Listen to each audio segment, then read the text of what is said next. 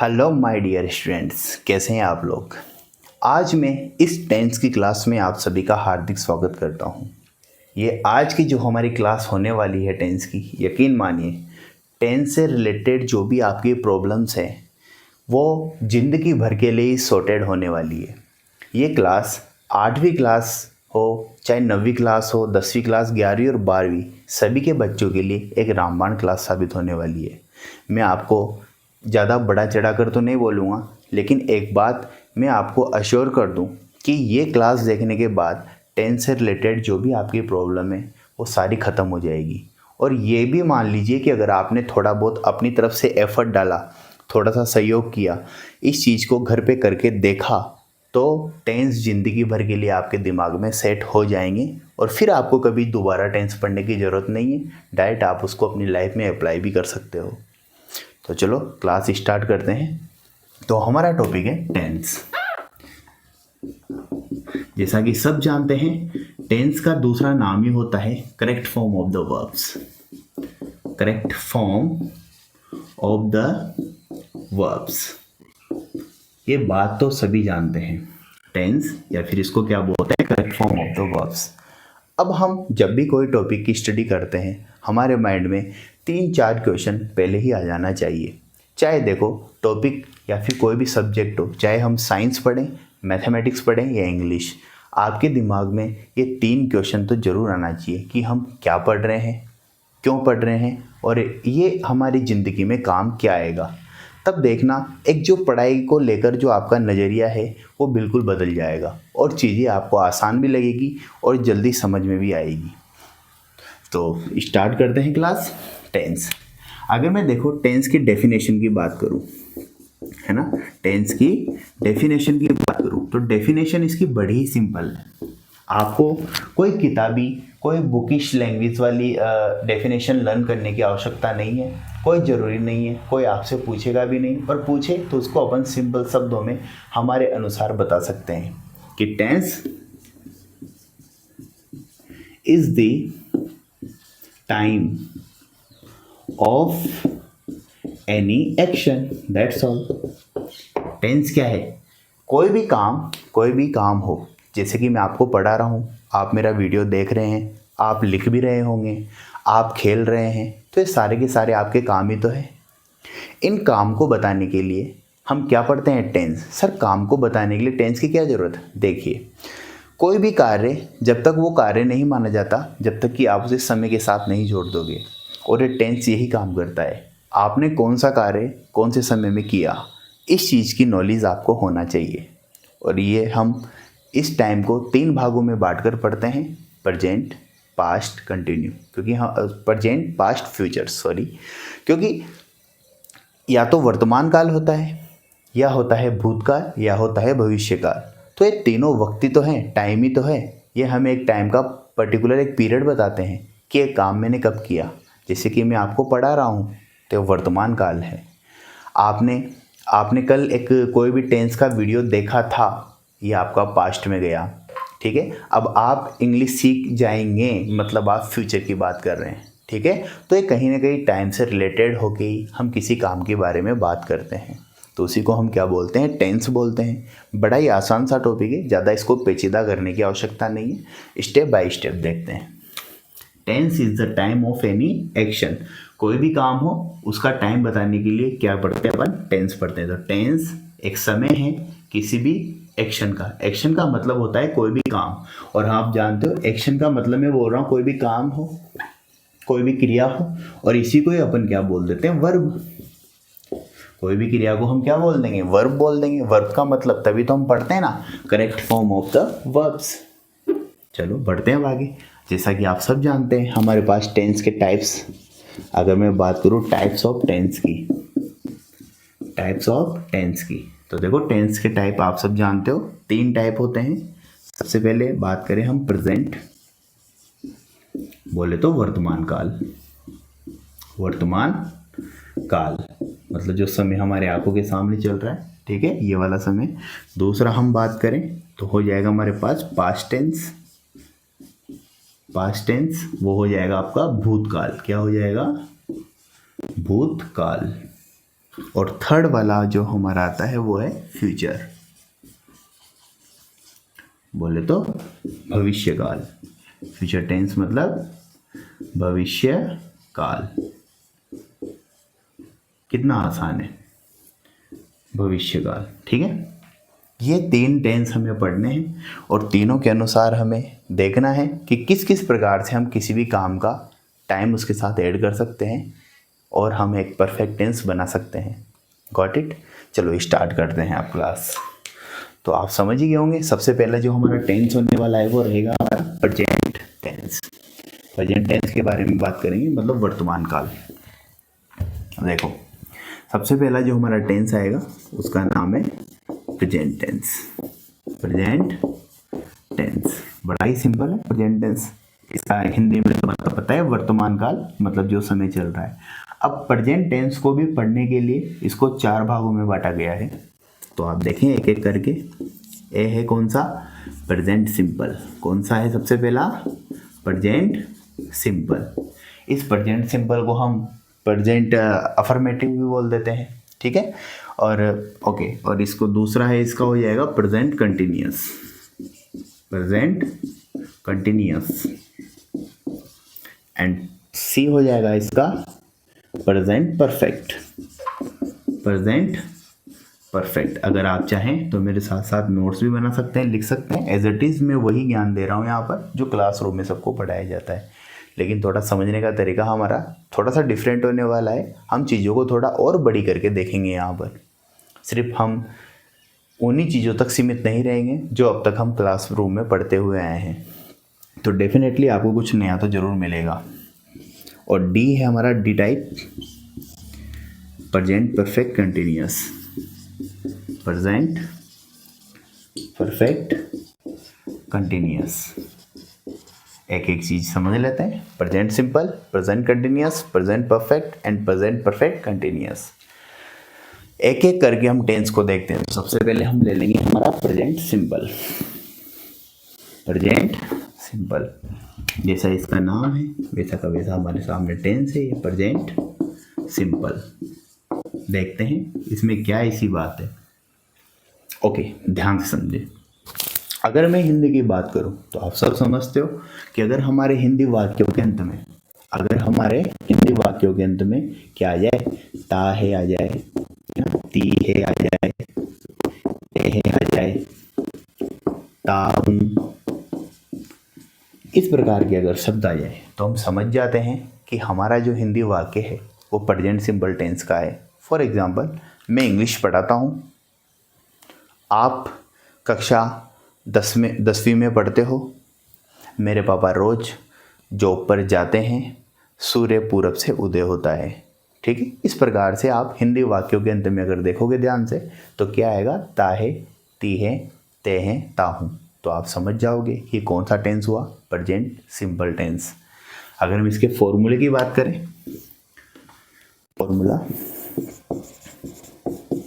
तो इसका फॉर्मूला हो जाएगा, सबसे पहले आता है सब्जेक्ट, फिर आ जाएगी वर्ब की कौन सी फॉर्म?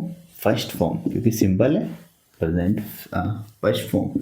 और उसके साथ अगर ज़रूरत पड़े तो क्या लगा देंगे हम? एस या ई एस। वर्ब के साथ क्या ऐड करना है हमें? एस या ई एस। और लास्ट में आ जाएगा आपका ऑब्जेक्ट। ठीक है, ऑब्जेक्ट भी आ सकता है या फिर आ सकता है आपका एडवर्बियल। इस बात का थोड़ा सा ध्यान रखना कि हमेशा जो वर्ब के बाद आने वाली चीज़ हमेशा ऑब्जेक्ट नहीं होती, वो कोई एडवर्बियल हो सकता है, कोई स्थान हो सकता है, समय हो सकता है। ठीक है, किसी के बारे में जानकारी हो सकती है। तो हमेशा ऑब्जेक्ट लिखने की, बोलने की ये आदत थोड़ा सा बचें आप अपने आप। ठीक है, ये बड़ा सिंपल सा फॉर्मूला है कि सबसे पहले सब्जेक्ट आ जाएगा, वर्ब की फर्स्ट फॉर्म आ जाएगी, यस या यस आ जाएगा, ऑब्जेक्ट आ जाएगा। ओके, अब कन्फ्यूजन ये होता है कि सर कौन सी वर्ब के साथ, क्या सभी प्रकार की वर्ब के साथ यस या यस लगेगा क्या? तो आंसर इसका नो, सभी प्रकार की वर्ब के साथ यस या यस नहीं आएगा। वर्ब के साथ यस या यस आना कौन डिसाइड करेगा? सब्जेक्ट। वर्ब के साथ कब यस लगेगा, कब ई एस लगेगा और कब दोनों ही नहीं लगेंगे, कौन डिसाइड करेगा? आपका सब्जेक्ट। तो हम देख लेते हैं किस किस प्रकार के अगर हम सब्जेक्ट लेते हैं तो उसके साथ यस या यस आता है और किस किस प्रकार के सब्जेक्ट के साथ यस या यस नहीं आता है। बड़ी सिंपल सी बात है। फॉर एग्जांपल, अगर मैं देखो आपको यहाँ पर लिख दूँ नोट डाल के, ताकि आपको समझ में पूरा पूरा आए कि अगर मान लो आपका सब्जेक्ट ही हो, शी हो, इट हो, ओके, या फिर किसी व्यक्ति का नाम हो। नाम का मतलब राम, श्याम, मोहन, कुछ भी नाम हो सकता है। तो ये कोई भी नाम हो, ओके। तो जब जब अगर ये सब्जेक्ट के रूप में मतलब इस जगह पर आ जाएंगे तो वर्ब के साथ हमें क्या लगानी है? हमेशा वर्ब के साथ क्या लग जाएगा? यस या ईएस। सिंपल है, क्लियर है। अब इनके अलावा और भी चीज़ें हैं, जैसे कि अगर मान लो यू आ जाए, आई आ जाए, ओके, वी आ जाए, ठीक है, आर आ जाए, आई, यू, आर तो खैर आएगा भी नहीं, ये तो पॉजिटिव केस है। सब्जेक्टिव केस में आर तो आ भी नहीं सकता। वी आ जाए या फिर दे आ जाए, या फिर मैं यूँ कहूँ आपसे कोई भी प्लूरल नाउन हो, प्लूरल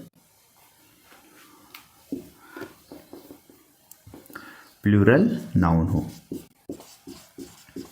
प्लूरल नाउन हो, तो उसके साथ कभी भी एस या एस नहीं आएगा। मतलब वर्ब के साथ कभी भी इसमें एस या एस नहीं जोड़ सकते हैं, बिल्कुल ये गलत हो जाएगा। तो ये बड़ा सी सिंपल सी चीज़ थी।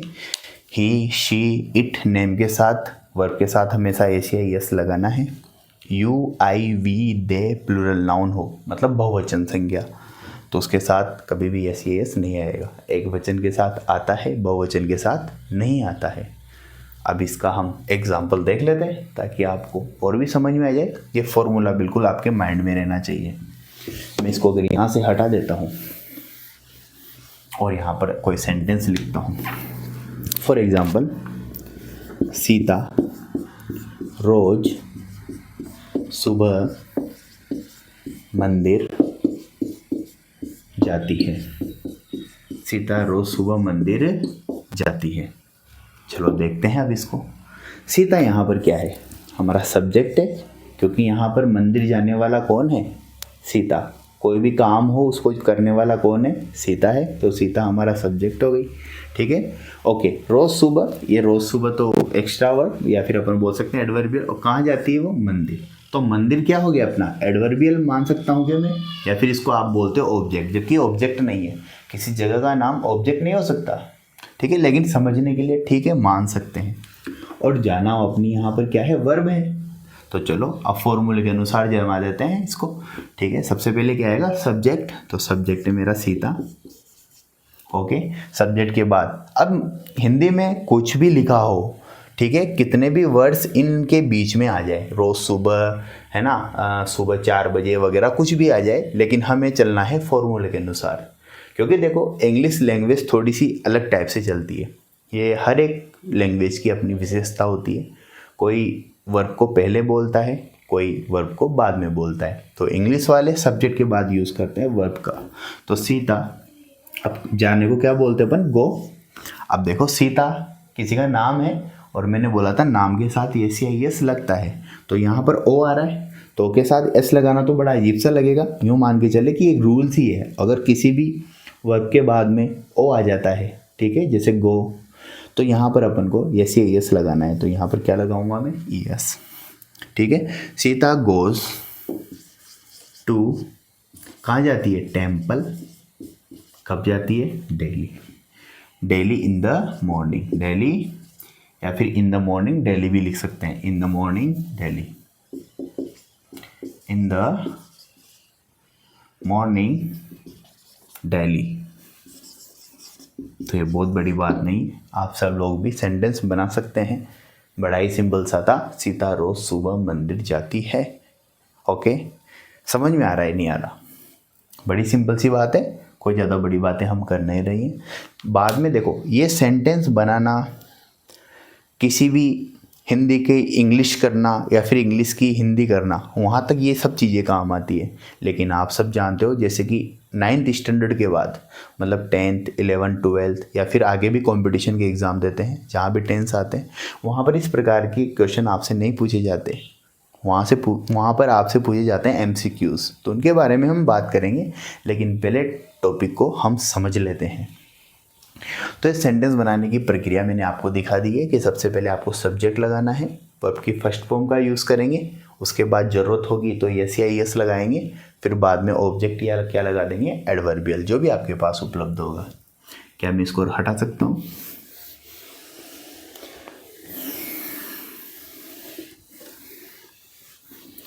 चलो, ये तो बात हो गई प्रेजेंट सिंपल के फॉर्मूले की कि फॉर्मूले को कैसे अप्लाई किया जाता है।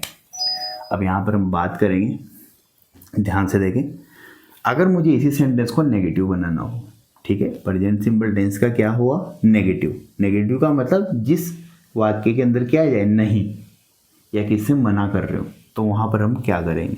देखो, उसका भी फॉर्मूला है कि सबसे पहले हमें क्या लगाना है? सब्जेक्ट लगाना है।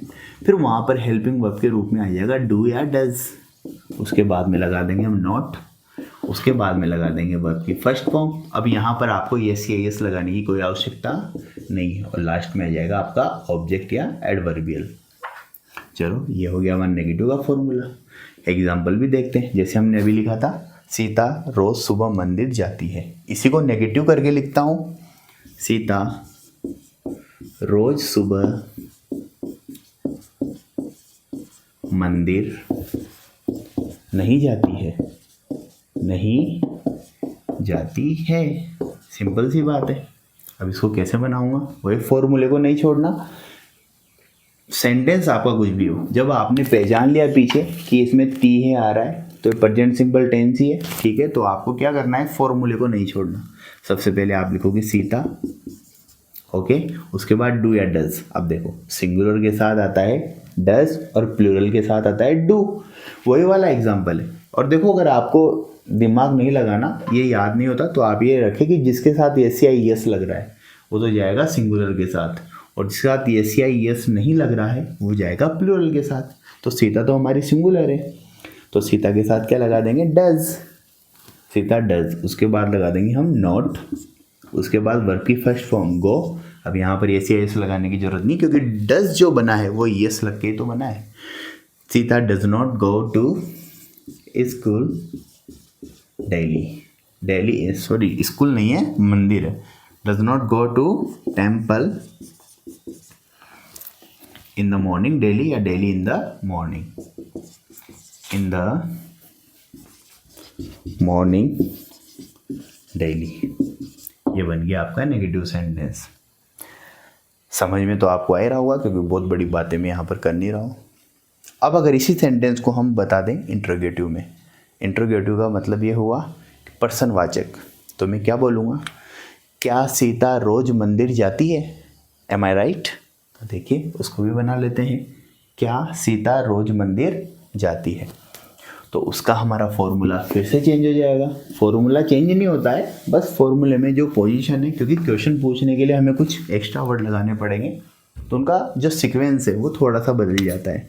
फॉर एग्जांपल, अगर मुझे क्वेश्चन पूछना है प्रेजेंट सिंपल टेंस में, तो मैं फॉर्मूला लगाऊंगा, डू या डज को मैं आगे ले आऊँगा, हेल्पिंग वर्ब। उसके बाद में लगा दूंगा यहाँ पर क्या? सब्जेक्ट। उसके बाद यूज़ करूँगा मैं वर्ब की फर्स्ट फॉर्म, और फिर उसके बाद यूज़ करूँगा मैं हमारा ऑब्जेक्ट, या फिर हम बोल सकते हैं एडवर्बियल। और लास्ट में क्वेश्चन मार्क लगाना बिल्कुल भी ना भूलें। फॉर एग्जांपल, वही सेंटेंस दोबारा लेते हैं, क्या सीता रोज मंदिर जाती है? क्योंकि क्वेश्चन तो ऐसे ही बनेगा, क्या सीता रोज मंदिर जाती है? क्या सीता रोज मंदिर जाती है? तो देखते हैं इसको कैसे बनाएंगे। अब सीता अगेन अपने पास क्या है? सिंगुलर, तो आगे क्या आएगा? डज। Okay, does. उसके बाद क्या लगा दूंगा मैं? सब्जेक्ट। सब्जेक्ट मेरा क्या है? सीता, तो यहाँ डज के बाद क्या आएगा? डज सीता। ओके, उसके बाद वर्ब की फर्स्ट फॉर्म, डज सीता गो। उसके बाद कहाँ जाती है वो? To temple. और लास्ट में लगा देंगे हम इन द मॉर्निंग डेली। क्या सीता रोज, इसमें सुबह नहीं लगाया, तो अपन क्या लगा देंगे? Does Sita go to temple daily. और लास्ट में क्वेश्चन मार्क।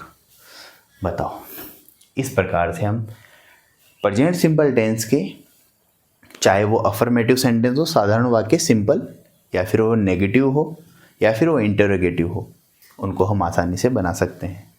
चलो, अब मैं 5 सेंटेंस यहाँ पर लिखते हैं और 5 सेंटेंस की अपन प्रैक्टिस करते हैं। उसके बाद हम बात करेंगे इसके आगे के बारे में। चलिए,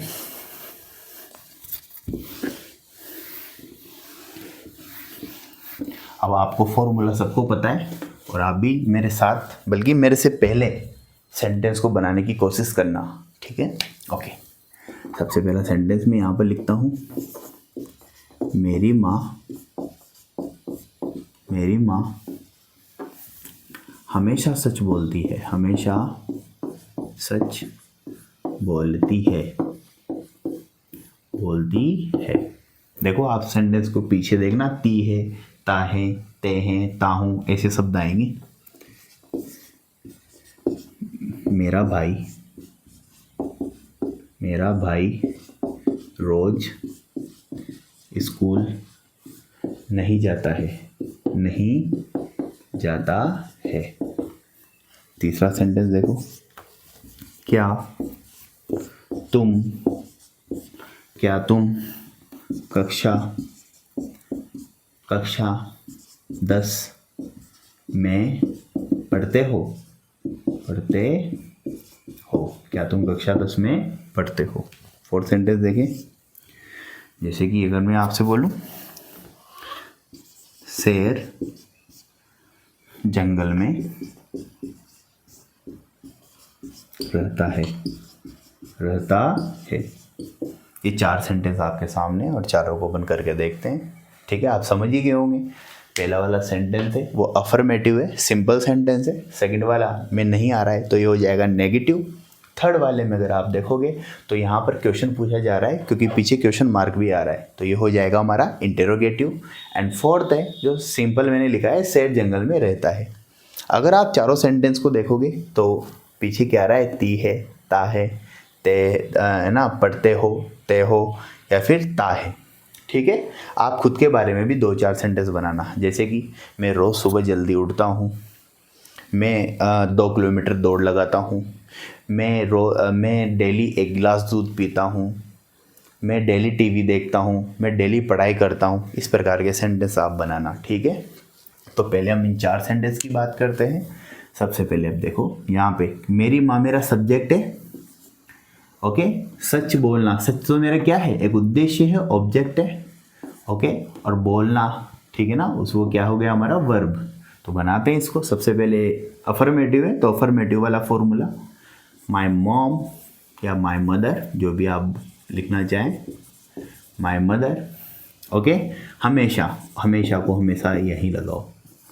माई मदर ऑलवेज, क्या आ जाएगा, स्पीक। अब मेरी माँ सिंगुलर है, एक वचन है, तो क्या आ जाएगा, स्पीक्स। इस बात का ध्यान रखना है आपको। My mother always speaks truth, मेरी माँ हमेशा सच बोलती है। मेरा भाई रोज स्कूल नहीं जाता है, तो मेरा सब्जेक्ट कौन हो गया, मेरा भाई। स्कूल उसका उद्देश्य है जाना, और यहाँ पर क्या कहते हैं इसको, जाना उसका वर्ब है। तो कैसे बनाएंगे इसको, माई ब्रदर, क्योंकि सिंगुलर है, मेरा भाई एक वचन है, तो डज नॉट, क्या आ जाएगा, डज नॉट। फॉर्मूले को देख सकते हैं आप दोबारा, मैं फॉर्मूले से बिल्कुल बाहर नहीं जा रहा हूँ। My brother does not go to school daily, ठीक है? ओके, ये देखो आपका कौन सा हो गया, इंट्रोगेटिव। क्या तुम कक्षा 10 में पढ़ते हो? तो तुम आ गया, तुमको बोलते हैं अपन यू, और मैंने बोला कि यू भी किसी कैटेगरी में आता है, प्लूरल की में, तो यू के साथ भी डज नहीं लगेगा, तो क्या लगेगा, डू। तो do you study in 10th class, क्या लग जाएगा, क्वेश्चन मार्क। आप रीड भी लिख सकते हो, okay? Do you study in 10th class. शेर जंगल में रहता है, फिर ताहे आ गया, तो कैसे लिखेंगे, लायन, क्योंकि शेर यहाँ पर सिंगुलर लिया है, तो मैं क्या लगा दूंगा, lion lives in the jungle, या फिर आप फॉरेस्ट भी लिख सकते हैं। तो ये बताओ, क्या हमने बहुत बड़ी बात करी है यहाँ पर? ये तो है कि आप हिंदी से इंग्लिश या इंग्लिश से हिंदी कैसे बना सकते हैं, लेकिन यकीन मानिए एग्जाम में टेंस पूछने का तरीका, correct form of the words जो पूछने का तरीका है, वो ऐसा नहीं होता है, वो पैटर्न थोड़ा सा डिफरेंट होता है। तो हम अगर कुछ रूल्स रेगुलेशन को जानते हैं कि प्रेजेंट सिंपल टेंस हमारी लाइफ में काम का आता है, किस किस प्रकार की सिचुएशन में हम ओनली प्रेजेंट सिंपल टेंस का ही इस्तेमाल कर सकते हैं, तब हमारे लिए चीज़ें और भी आसान हो जाती है। तो हम उसके बारे में बात करेंगे क्योंकि वो हमारा मेन उद्देश्य है सीखना। ठीक है, तो चलो अब आगे बढ़ते हैं। जो कहते हैं एडवांस लेवल तक जाना, ये तो बेसिक लेवल है, ये कक्षा 5 से लेकर 8वीं के बच्चों के लिए ठीक है कि उनको ट्रांसलेशन आना चाहिए, हिंदी टू इंग्लिश भी एंड इंग्लिश टू हिंदी भी। ओके, चलो तो देखो कुछ बातें आपको याद रखनी है। अगर वो बातें आपको लाइफ में याद रहती है तो मैं कह रहा हूँ कि टेंस में आप कभी ज़िंदगी में गलती करोगे ही नहीं। प्रेजेंट सिंपल टेंस से रिलेटेड कुछ इंपॉर्टेंट पॉइंट है, उनको आप ध्यान से देखेंगे और फिर उनको हम अप्लाई करके भी देखेंगे।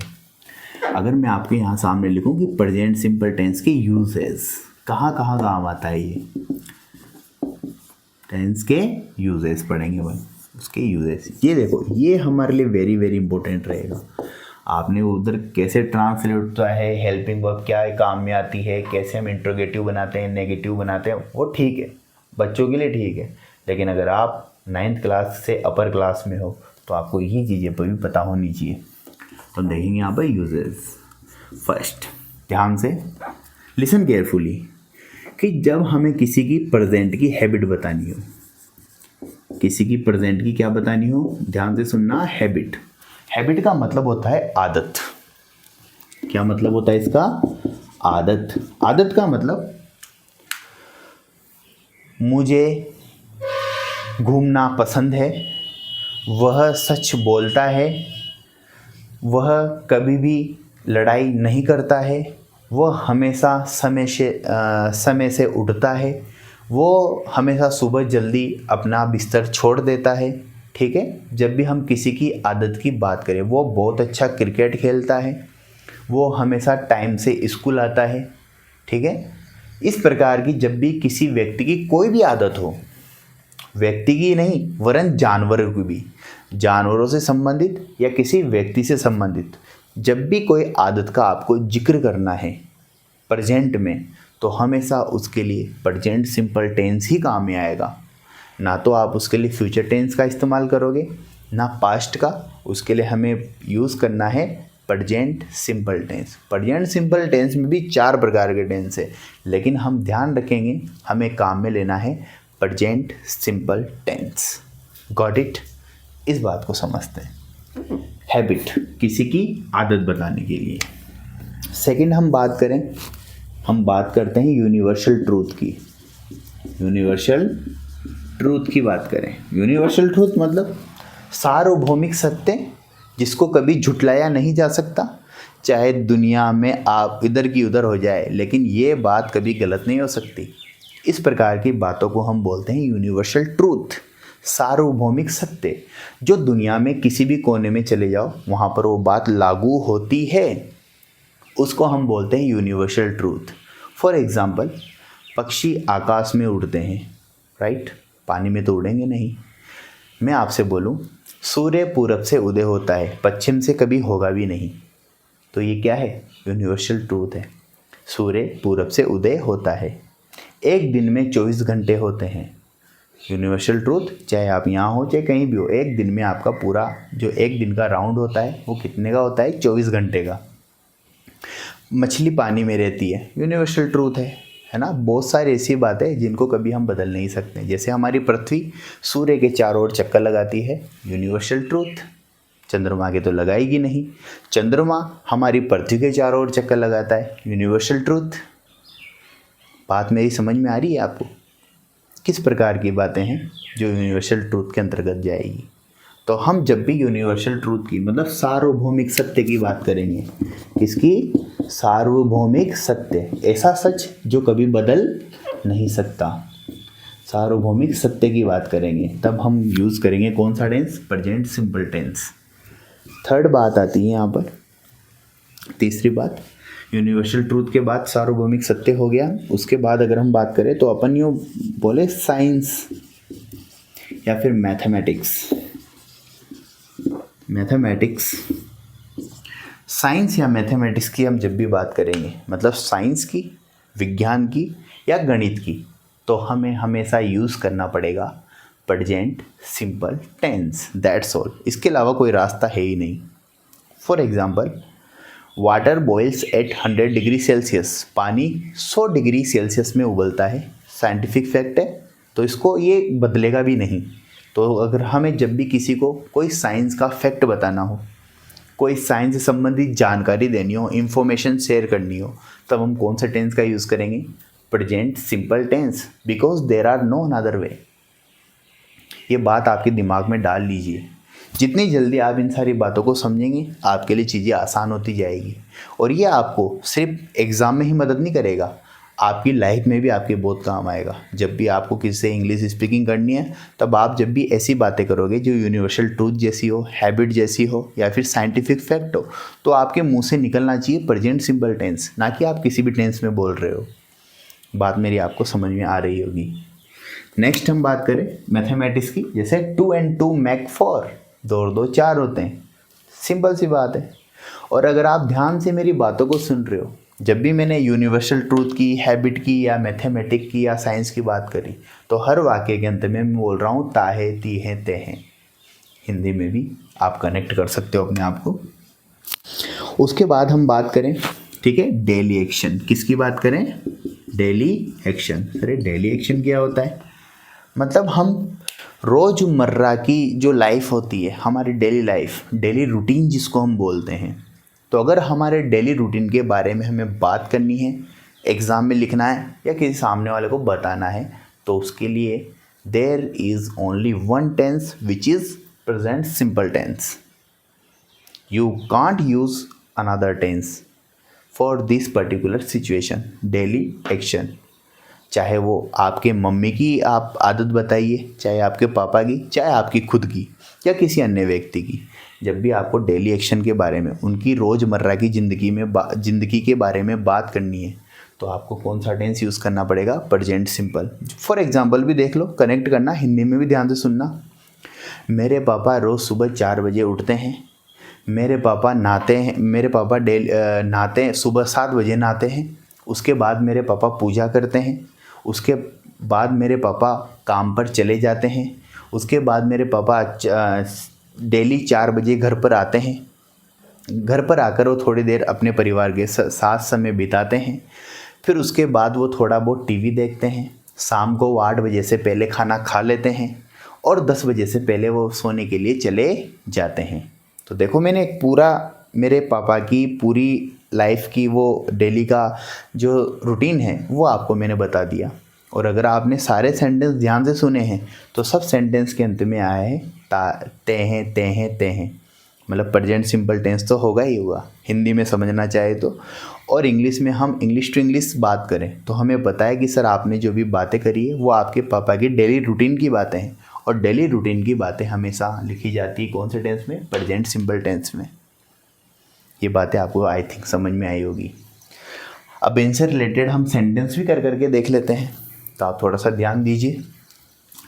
Present habit, universal truth, science and mathematics, daily action, इन चारों के बारे में हम थोड़ी सी बात कर लेते हैं। फिर थोड़ी 1-2 बातें हम एडवांस लेवल पे भी करेंगे।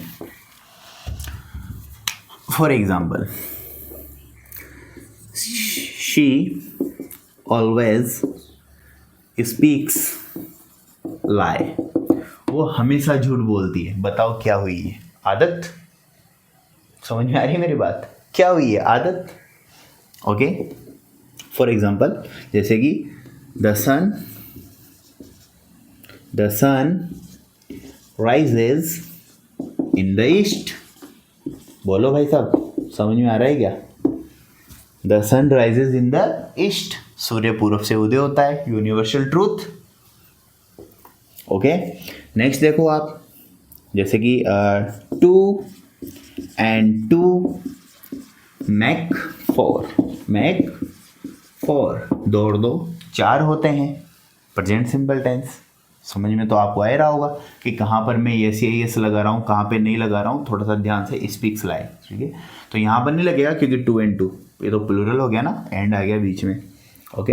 नेक्स्ट देखो आप, एग्जाम्पल किसका? साइंटिफिक फैक्ट का देखो। Water boils at 100 degree Celsius. Am I right? जैसे कि फॉर एग्जांपल और भी देखिए आप, जैसे मैथ की बात हो गई, साइंस की हो गई, डेली एक्शन की देखते हैं। I got up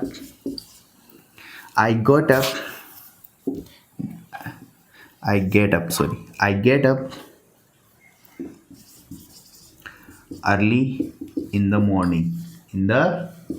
morning daily. मैं रोज़ सुबह जल्दी उठता हूँ। I get up early in the morning daily. मैं रोज़ सुबह जल्दी उठता हूँ। अब ये मेरी आदत भी है और मेरा डेली रूटीन भी है। तो डेली रूटीन से संबंधित, आदत से संबंधित scientific fact, mathematical calculation and the universal truth, these things only can write and speak only in present simple tense. Try to understand it. If you are getting my ideas, then definitely it will help you in the examination also. So let's do. अब next level में अगर हम बात करें, एक advance level क्या होता है वो देखिए, समझने की कोशिश करना कि कहाँ पर गलती करने की संभावना जाती है, क्योंकि ये चीज़ें तो समझ में आ जाती है लगभग सभी स्टूडेंट के।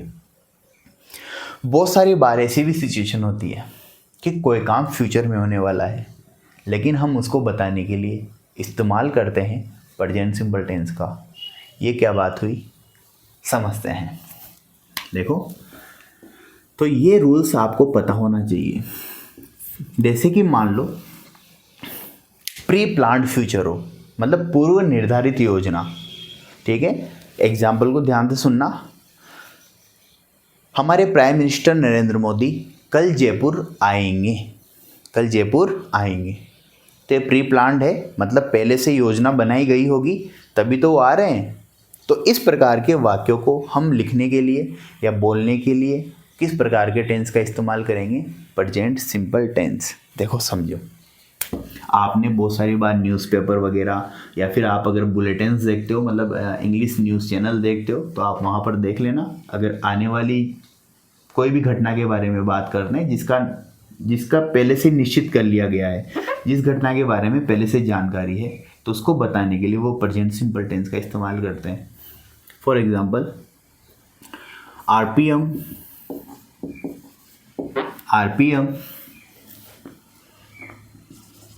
arrives